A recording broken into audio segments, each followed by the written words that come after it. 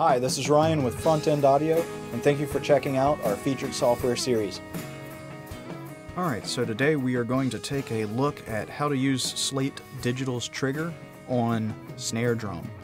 I've already got this plugin applied to my snare track, and kind of want to just run through some setups here. So first I'm going to solo up this snare and bring up the track here without SLATE. Now what I've done here is you'll see that I've got a gate applied to the track. It's really just kind of a step that I like to do that really tightens up the snare hit so that it gives clean trigger signals to SLATE trigger and just makes the whole process a lot more accurate and just a lot easier to set up and gives you great results. So if you listen to the snare track by itself without the gate, you'll hear the difference.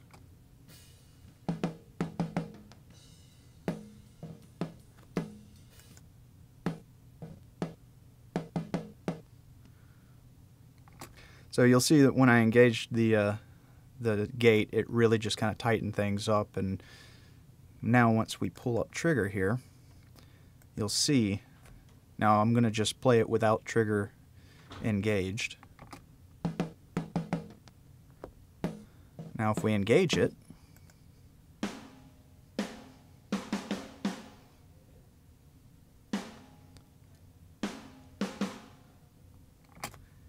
you can just see how tight that's gotten, and I really like it for that aspect, just really making it nice and accurate.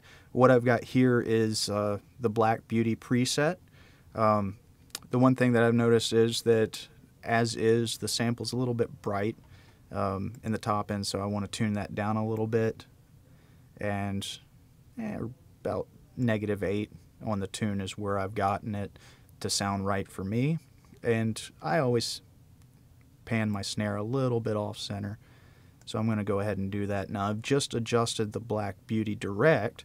Now we have the overhead, so I'm going to adjust that as well.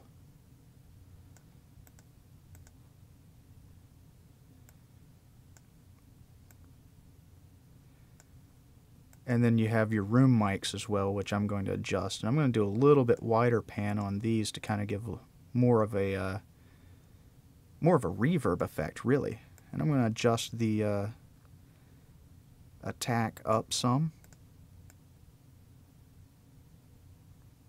And then that way we can start kind of blending everything together.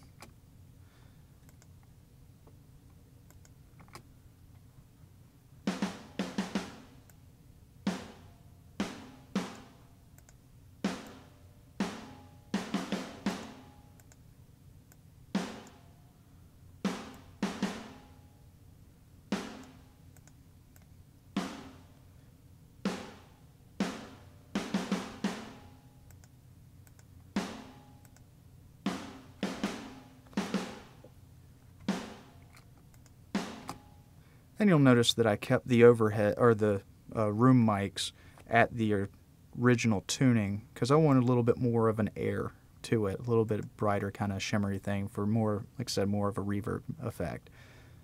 So let's see how that sounds in the mix now.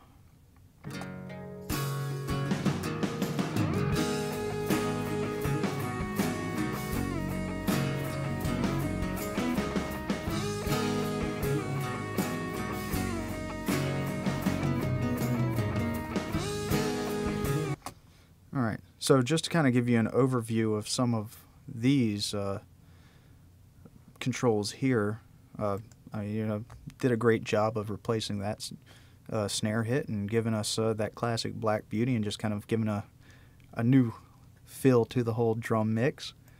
But just to show you some of the things here, like with the sensitivity, if I start adjusting that, you'll see that the higher I get, the more active it is. The lower I set it, starts to give you virtually no reaction.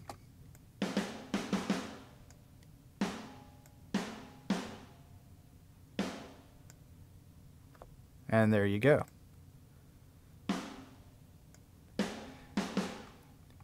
Now if I take off the re-trigger, you'll start to hear some false triggering.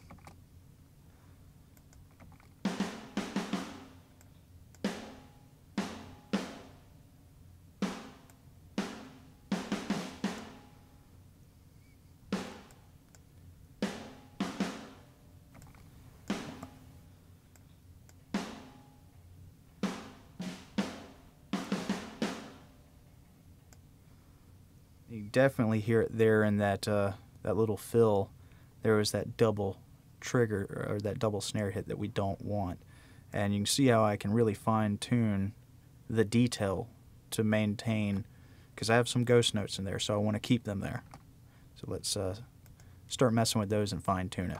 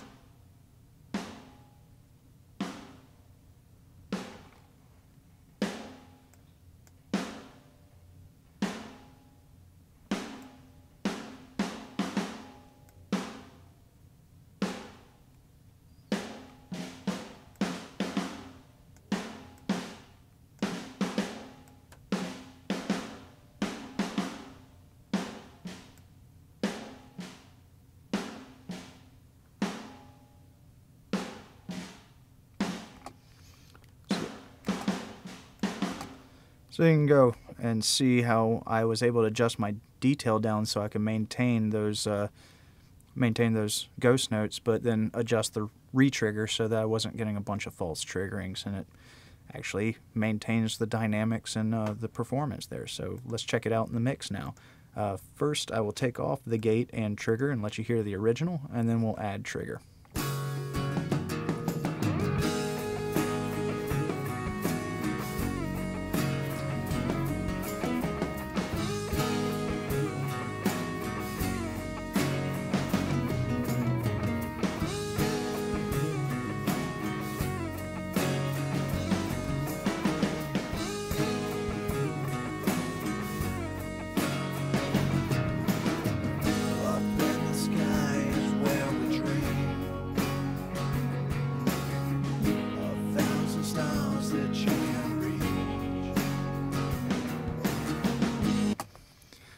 So it's a very cool application here that you can use to, I mean, who's got a Black Beauty sitting around? Not a whole lot of people. So it's nice to be able to have that in your mixes, and Trigger's a great way to be able to do that easily, and you can fine tune everything just to make sure that you keep the liveliness and the realness of the performance there.